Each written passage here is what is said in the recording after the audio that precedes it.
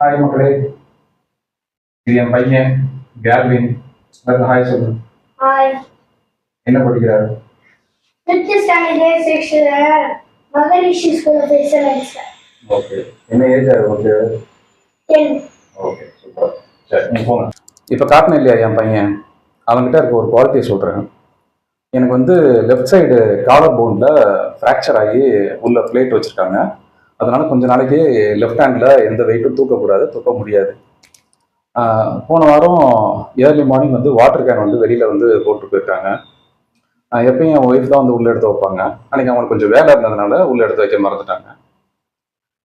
காலையில் என் பையன் வந்து ஸ்கூலுக்கு கிளம்பிட்டு இருந்தான். சரி, நான் வந்து அந்த ரைட் ஹேண்டில் அப்படியே உருட்டிட்டு வந்து உள்ளே வச்சிடலாம்னு சொல்லிட்டு வெளியில் போய் அந்த வாட்டர் கேனை உருட்டுறதுக்கு போகிறேன்.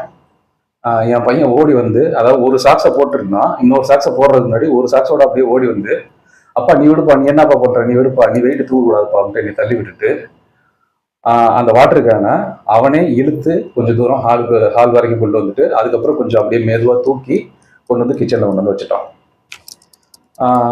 இது வந்து என் பையன்கிட்ட நான் பார்த்த ஒரு பெரிய குவாலிட்டி.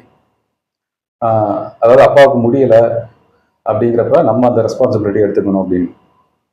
இந்த மாதிரி நம்ம பிள்ளைங்கள்ட்ட எவ்வளவோ குவாலிட்டிஸ் இருக்குங்க. ஆனால் இந்த சோஷியல் ப்ரெஷர்னால என் பிள்ளை வந்து டாப்பர் ஆக மாட்டேங்குது, என் பிள்ளை சரியாக படிக்க மாட்டேங்குது, என் பிள்ளை ஸ்போர்ட்ஸில் வின் பண்ண மாட்டேங்குது அப்படின்னு புலம்பிகிட்டே இருக்கிறோம். புலம்பிகிட்டே இருந்துட்டு நம்மளும் டென்ஷன் ஆகிக்கிறோம். நம்ம பிள்ளைகள்கிட்ட இருக்க மற்ற குவாலிட்டிஸை கொண்டாடுறதுக்கு நம்ம மறந்துடுறோம். நம்ம பிள்ளைகள்கிட்ட இருக்க மற்ற குவாலிட்டிஸ் எல்லாத்தையுமே நம்ம கொண்டாடலாமே இல்லையா?